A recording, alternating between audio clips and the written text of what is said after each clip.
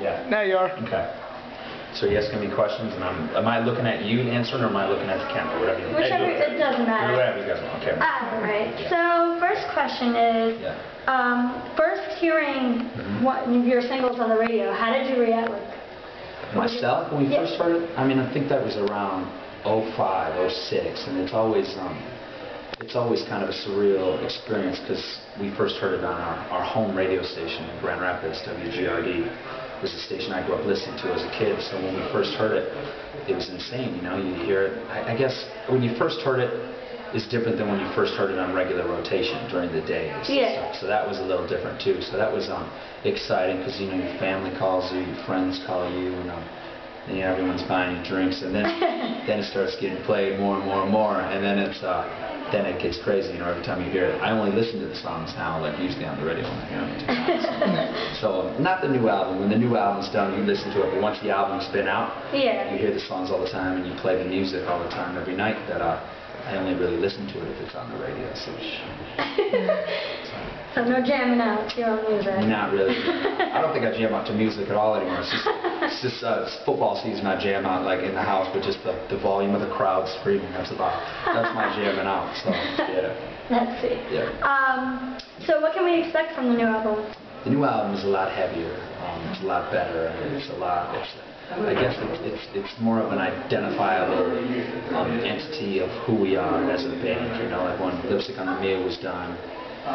You know, we were still a new band, and we produced this the old record we did all by ourselves before we got signed. You know, like no label came and signed us, gave us a budget, and then it was like do an album. You know, we did it. Yeah. We did it 3 songs at a time, and you know, over the course of 5 years, we had an album done, and it just kept getting bigger and bigger. And so now this album is an opportunity where we can kind of sit in, go into the studio, and write the best record we could, and it shows. It's a massive record, and for the fact that it's something that we're proud of. And I think what massive is to me is something that, you know, you can sit back at the end of the day and say, you know, the music had the fairest chance that it could have had, you know, and that's all that I ask, you know what I mean? That's massive to me because, you know, without the budget and without the label really getting behind it, it's harder to get the best producer, it's harder to get the best equipment.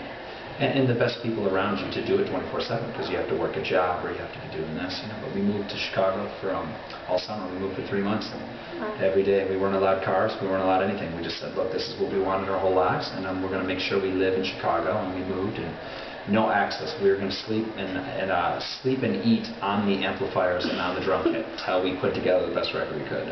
And we feel we did that, so we're excited. We'll see if everyone likes it. So this one's definitely your favorite album? Yeah, I mean, well, this is our second album, yeah, but it's definitely, you know, I think any album and any band can speak that any album is kind of a time capsule of where you are in that point in your life, you know, where this band is in our lives right now. It's kind of, it's pop evil, you know, we got the heavy stuff, and we got the ballads, you know, the kind of, you know, we grew up on the Great Lakes with our acoustic guitars on a bonfire, cooking marshmallows and hot dogs. You know, we just grew up with our boys and our friends, just kind of, you know, drinking on the beach and hanging out with our acoustic guitars. So when we became, you know, when we kind of were identified as a rock band, we wanted to make sure, yeah, we can play heavy and turn up loud, but we wanted to make sure that the acoustic guitar is definitely something that we embrace and something that's important to them. You know, I remember my first Stone Temple Pilots experience, calling the radio station trying to get plush acoustic, because I saw it on MTV, Headbangers Ball, I think, you know, like it was just, I always loved getting the Pearl Jam bootlegs just so I could hear, you know, my favorite songs acoustic, or, you know, trying to find, you know, when I think Napster first came out. Now, who would have known that would be such a bad thing when now we're musicians, but at the time it wasn't bad. But, you know, we would just try to download all the live stuff and all the acoustic songs and versions of all our favorite songs. So, again, that's something we try to do with our albums, and try to leak some of our songs and our hits acoustically, because that's, again, the acoustic guitar is something we love, and you know, to be able to sit at home and be able to have a song that your mother would like, but also have a song that your mother wants, that your girlfriend wants to get naked to, is what being rock and roll is all about. So you know, that's kind of what pop evil. That's why the name is Pop Evil, and whatever mainstream is, we don't want anything to do with. We just are above and below that line. And if we do have to be mainstream, we're going to do it our way. So that's just good. That's cool.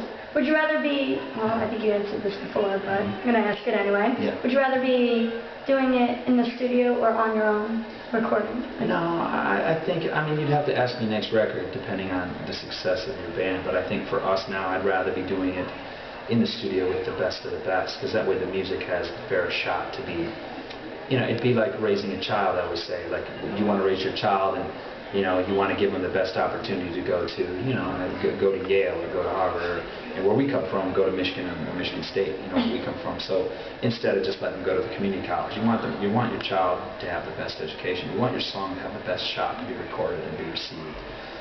So I think that for that reason, if you really are about your music, and at this stage in our careers, we definitely are. I mean, hopefully we continue to do so. And if we're not, then the fans will make sure they check us. And I think that's the beautiful thing about today's society. You can go to Best Buy and can buy a guitar these days. I mean, I don't even know you can do that.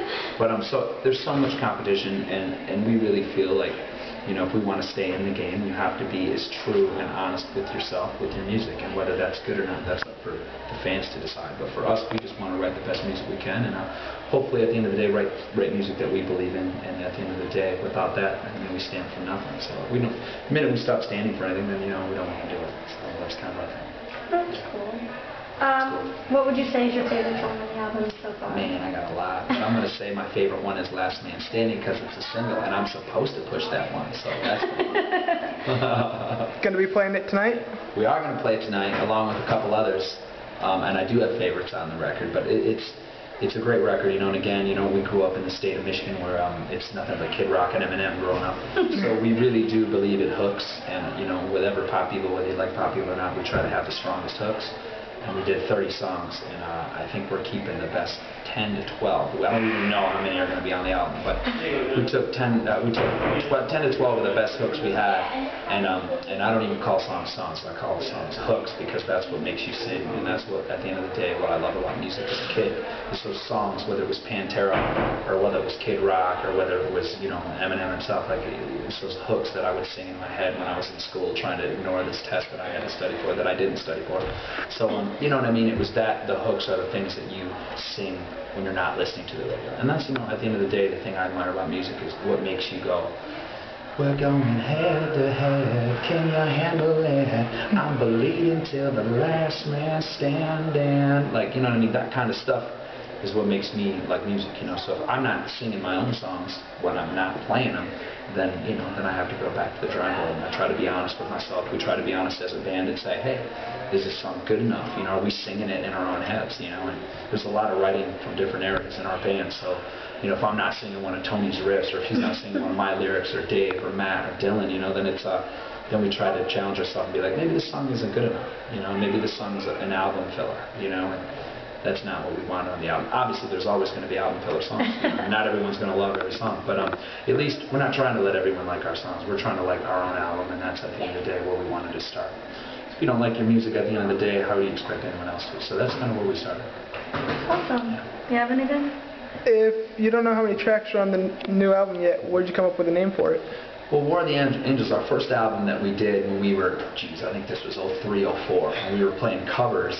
We called War of Roses, and War of the Roses, and it was kind of a claim for us battling the business. If the roses symbolize purity in the record label, your dream, something that fragile, we're at war to get it, and we didn't have the Johnny K producer. I mean, it was, it was AKA Bleep It Out. It was, it was a crappy record, like it was just. But only for the fact, but at the same time, it's part of our history, and we did the best we could with the budget we had and with the producers we had at the time. So from our standards, it was just not good enough, so for that, it was crappy for our standards for that. But the battle, I feel, finally is still continuing, even though we've gotten our record deal and that it's still a battle to say, hey, it's a battle to challenge ourselves and get better as musicians and as artists. And what we try to do is, this is kind of a segue. It's what we meant to do, when we were younger in college and trying to do this the right way, but we didn't have the budget, we didn't have the experience. We weren't. Well, I'll just say it. We weren't good. We weren't as good. If you do something long enough, the ideal thing is you get better at it. And for a couple people, we did. We just got better. How good? That's for you to decide whether you like the band or not. But we got better at it, and then War of Angels is kind of like leaving our past behind now, because now, we really do live the rock star life. We're talking about nudity and rock and roll, craziness and booze, Monday through Sunday, so it's definitely a different lifestyle we live. So it's leaving, and people always said to us, I hope you don't change when, you guys get to wherever you are. And, even though we're still a new band, it's amazing how many friends from back home change around you because they see you on the radio, they see you on TV, or they see you, they hear you.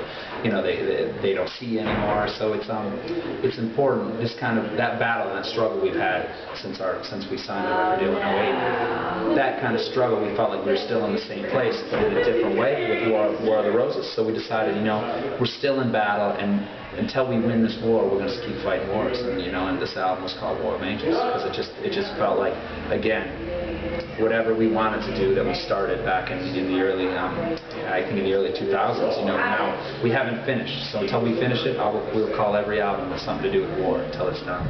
Maybe this will be the last one. Who knows? But it just. Again, it's just about, an album title that meant something to us, and it just kind of is a little motivation for us to say, hey, we're still battling, and there still is a purpose, and you got to, at the end of the day, stand for something, or you stand for nothing, and that's what Pop Eagles is all about. Love it or hate it, that's what Pop Eagles is about. That's awesome. Anything else? All right, anything else you want to say? The single comes out in October. You better be ready. We're going to see, really, if you are the last men and women standing. So, Thank you. Absolutely. Nice meeting you. Pleasure.